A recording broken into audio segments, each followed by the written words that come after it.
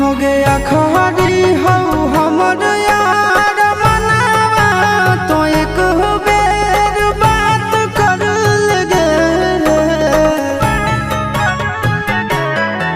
हो गया खरी हो हमर यार मनावा तो एक बेर बात कर लगे। हो गे सोना यारवा हो भरती पटनवा में आके मुलाकात कर लेगे।